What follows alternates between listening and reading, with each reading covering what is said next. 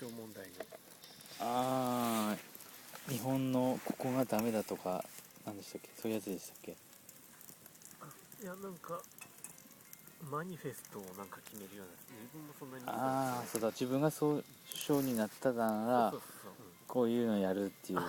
そう、見てました、何回かだけど見てたな。あれ結構なんかやり合ってたみたいですけどね。学生問題のご